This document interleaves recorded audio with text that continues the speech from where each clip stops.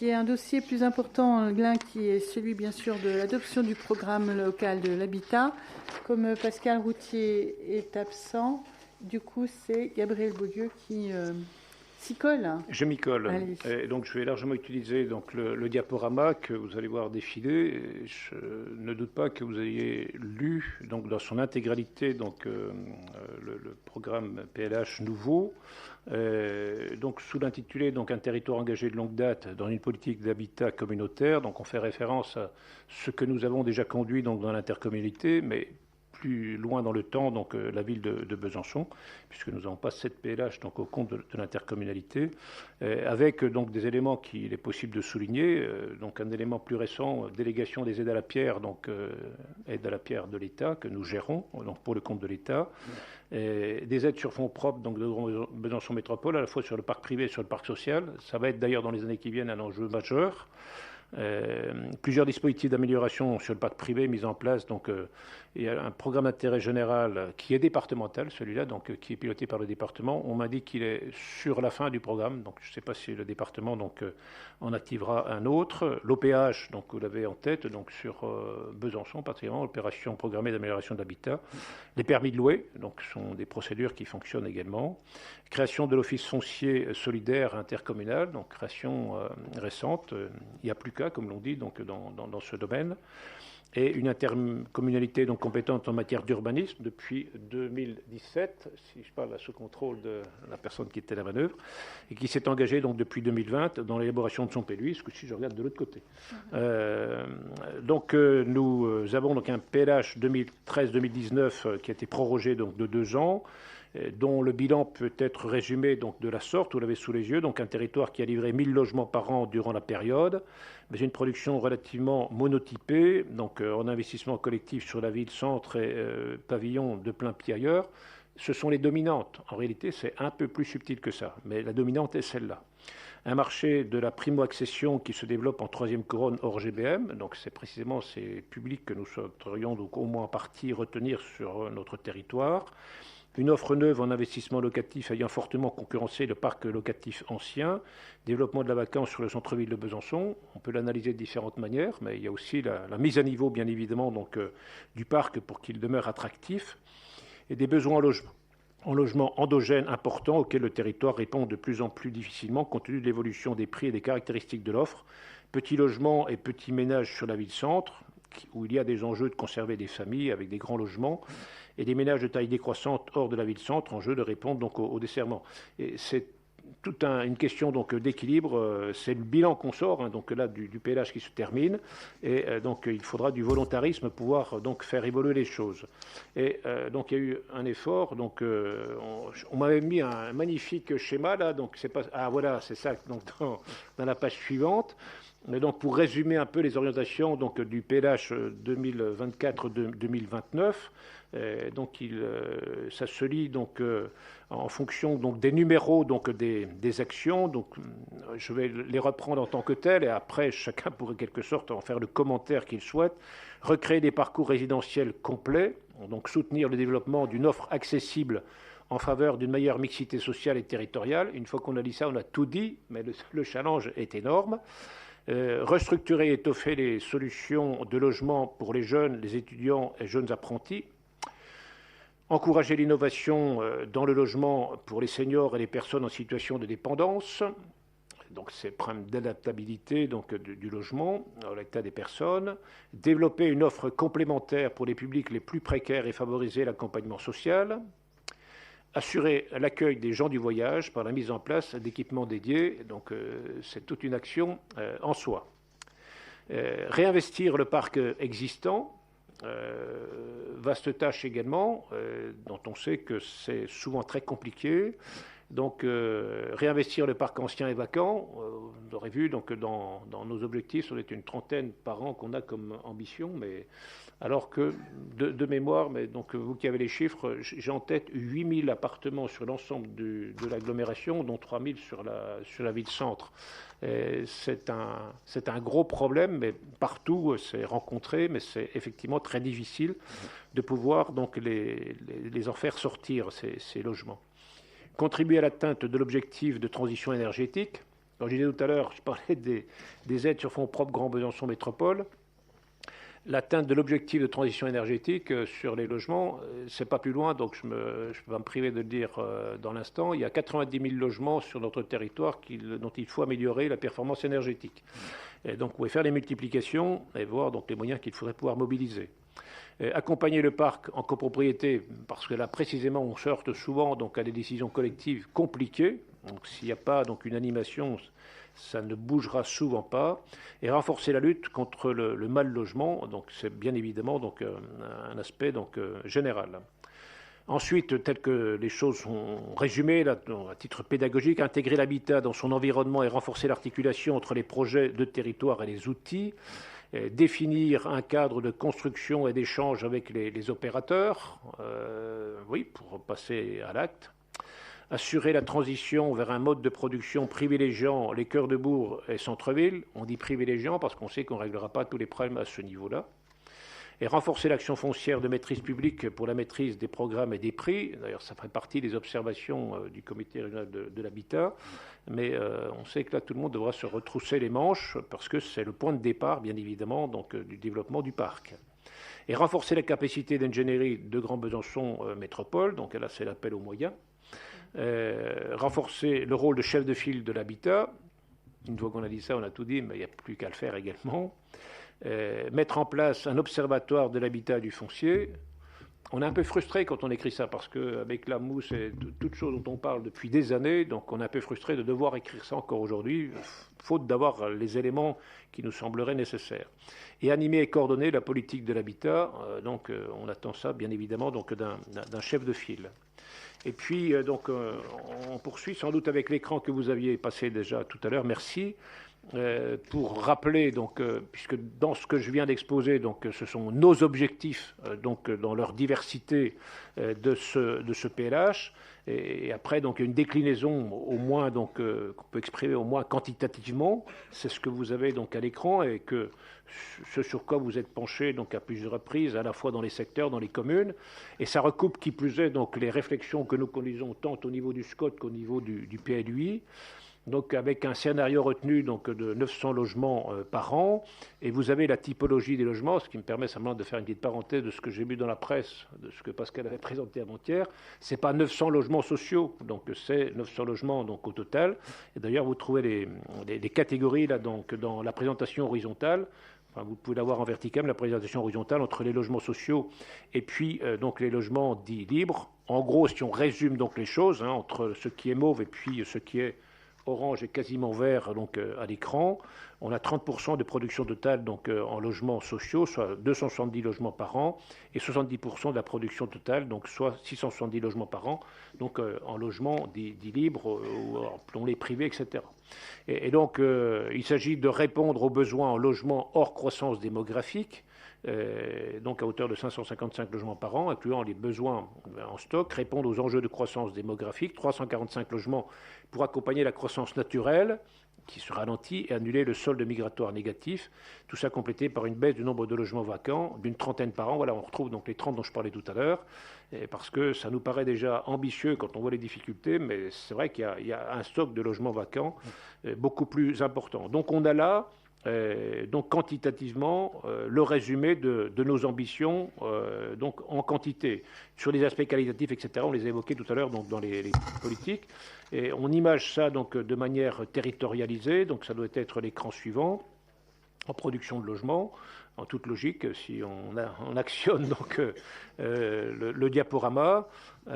Donc cette production de logements qu'on vient de voir, c'est pas celui-là, mais il y en a un autre entre les deux, donc il doit y avoir une carte quelque part, enfin moi j'avais ça sous les yeux, donc, mais je suis sûr que vous ne pouvez pas la lire donc, depuis là-bas, donc si elle n'est pas dans le diaporama, on ne pourra pas, mais on retrouvait donc, dans cette carte donc, à la fois les différents secteurs. Vous savez qu'on a sectorisé donc, le PLH donc, avec on va appeler donc l'aire urbaine donc, qui regroupe la ville de Besançon et quelques communes de la périphérie, et ensuite donc différents secteurs avec à la fois donc des objectifs par secteur et par commune. Donc tout ça vous les connaissez bien, mais je pensais que nous les aurions à l'écran, ce qui n'est pas le cas. Et avant même donc de vous proposer d'approuver, donc au-delà donc du débat que nous pouvons avoir, il est honnête donc de vous rappeler que ce PLH donc a été soumis donc au Comité régional de l'habitat, donc au CRHH, et qui a formulé donc un certain nombre d'observations. Et donc là, je vais vous imposer d'une certaine manière la lecture des choses, mais c'est sûr que ça, ils sont en stock parce que je les ai vus apparaître il y a un instant. Donc, suite donnée aux recommandations, stratégie foncière, si quelqu'un à la manœuvre donc veut bien passer, voilà, c'est ceci. Donc, l'observation, au regard de la maturité de la collectivité en matière de politique de l'habitat, il aurait été pertinent que la mise en œuvre de la stratégie foncière soit plus opérationnelle, avec des actions concrètes dès l'approbation du PLH. En effet, la volonté de la collectivité de renforcer l'attractivité de son territoire passera nécessairement par une baisse du coût de production du logement, en particulier du foncier, et cette baisse doit être impulsée dans le cadre de la stratégie foncière. Donc, c'est la première recommandation, il y en a quelques-unes, donc on va vous passer, parce qu'il n'y a pas de réserve exprimée à l'égard de notre PLH, il y a des recommandations. Et donc la réponse à cette première recommandation, on la trouve dans la fiche action 12, renforcer l'action foncière de maîtrise publique pour la maîtrise des programmes et des prix, donc a été consolidée et précisée au sein de chacune des 4 rubriques.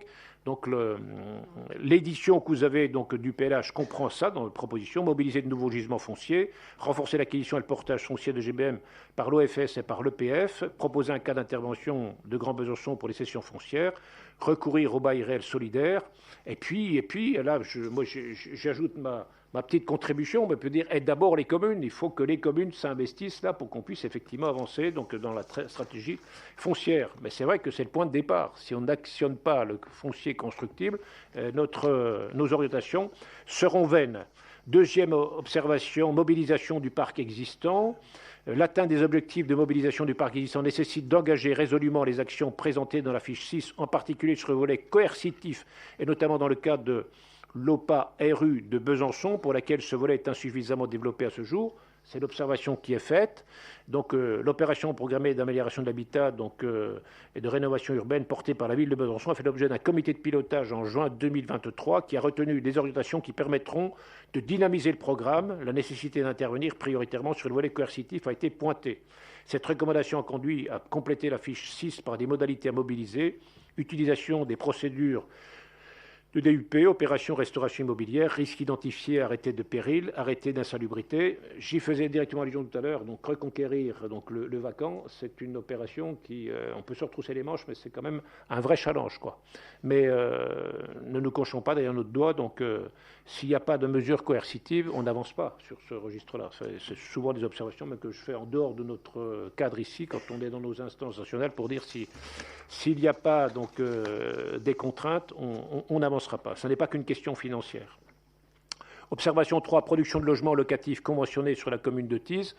Prudence tout de suite, donc on ne va pas alerter notre collègue de Thise, mais l'observation qui était faite était la suivante. Les objectifs de production de logements locatifs conventionnés sur la commune de Thise méritent d'être revus à la hausse pour atteindre 20% de locatifs conventionnés. Ce renforcement de la production de logements locatifs conventionnés évitera l'accroissement d'un déficit au regard des obligations de la loi SRU. Sa position de 4e commune de la communauté urbaine et sa localisation géographique justifient une production renforcée d'offres en faveur des ménages plus précaires. Nous avons répondu parce que nous considérons qu'il faut travailler en bonne intelligence, intercommunalité et commune. Ce sujet fera l'objet d'une attention particulière dans le cadre de la mise en œuvre du PLH.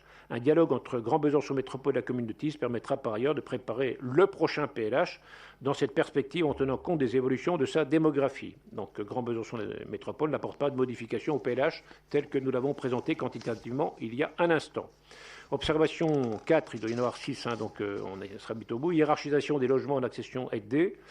La collectivité disposant d'un organisme foncier solidaire, la création de logements en bail réel solidaire mériterait d'être bien priorisée par rapport aux produits en location-accession, en particulier sur les communes déficitaires ou en vigilance au regard des obligations de la loi SRU, les logements BRS étant destinés à rester à long terme dans le décompte de cet inventaire.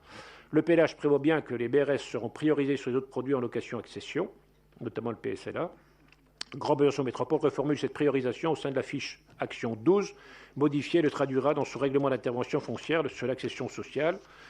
Allons-y, mais ce n'est pas non plus par là qu'on va tout résoudre. Mais bien évidemment, donc on va tenir le plus grand compte de cette recommandation. Observation 5. Objectif des logements locatifs sociaux agrégés par bassin de proximité dans les plus petites communes. Pour les communes les plus petites, les objectifs de production de logement social ont été fixés par bassin, pour précisément qu'il y ait une fongibilité entre ces différentes communes. Il conviendra que la collectivité porte une attention forte à la répartition des objectifs entre communes dans le cadre des échanges et de l'appui aux communes prévus, au regard notamment des remarques formulées par certaines communes dans leur délibération. Le pilotage et le suivi des objectifs de production par bassin nécessitera également la mise en place d'échanges réguliers. Ce sujet fera l'objet d'une attention particulière dans le cadre de la mise en œuvre du PLH. Un dialogue entre Grand Besançon et les communes concernées, mené notamment dans le cadre de l'élaboration de la mise en œuvre des différents documents de planification, PLUI et SCOT, permettra d'assurer un équilibre territorial et une atteinte des objectifs au sein de chaque bassin. Grand Besançon n'apporte pas de modification au PLH. C'est un appel à bonne intelligence par bassin, de sorte que toutes les communes s'y collent au moins un peu.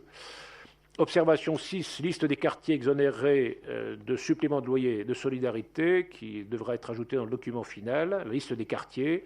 Donc il est proposé que les quartiers suivants soient précisés dans le document final: Planoise, Morapon, Orchamps, Palan-Clair, Soleil battant et tout autre quartier prioritaire de la ville. Donc ce souci-là étant précisément de travailler, y compris à la mixité sociale, j'ai envie de dire inversée, y compris sur le maintien dans le logement social sans supplément de loyer des publics qui, logiquement, n'y auraient pas forcément accès. C'est notamment ça qui est visé à travers cette mesure. Donc voilà, j'ai tenu à vous en faire la lecture exhaustive et puis vous donner précisément les réponses qui ont été apportées et que vous trouvez à travers le PLH tel qu'il est soumis à vote ce soir.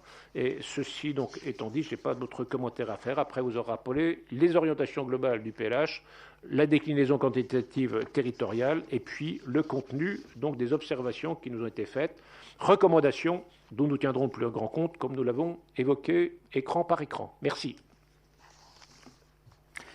Merci beaucoup. Nicolas Baudin.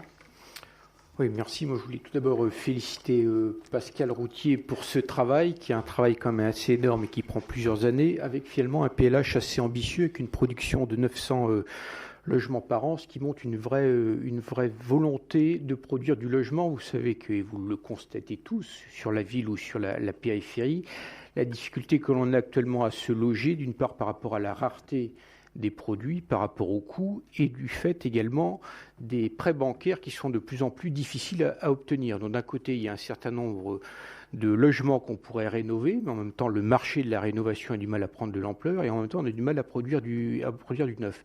Et donc, on a cette crise actuellement sur le logement. Les prix ont tendance un peu à baisser depuis quelques mois, mais pour autant, ils demeurent encore beaucoup trop élevés pour nombre de nos concitoyens.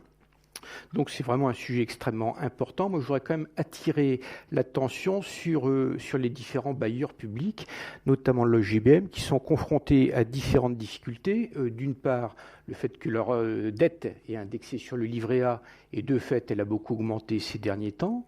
L'augmentation du coût des matériaux, et puis l'augmentation également du coût de l'énergie. Et donc, par rapport à ce que présentait Gabriel, alors on va en reparler au cours du premier semestre 2024. Moi, j'ai quand même une interrogation sur le fait qu'on subventionne le PSLA, qui est le seul produit, globalement, qui permet aux bailleurs de faire de la marge, sauf que notre bailleur local, l'OGBM, lui-même, n'est pas éligible au PSLA, tout simplement parce qu'il est en protocole CG2LS. Et donc, il sera peut-être plus judicieux, à mon avis, de réorienter les subventions par rapport au PSLA sur d'autres types de produits, soit pour de la rénovation, soit pour des produits, par exemple, pour les personnes qui sont en perte d'autonomie ou pour les personnes victimes de violences conjugales, parce que là, je crois qu'il y a un vrai besoin. Et donc, moi, je serais très attentif sur le fait qu'au cours des négociations financières qui sont liées à ce PLH, il y a un effort de réorientation par rapport à ce PSLA en direction d'autres produits sociaux qui, à mon avis, correspondent à des vraies demandes, que ce soit à la ville ou à la périphérie.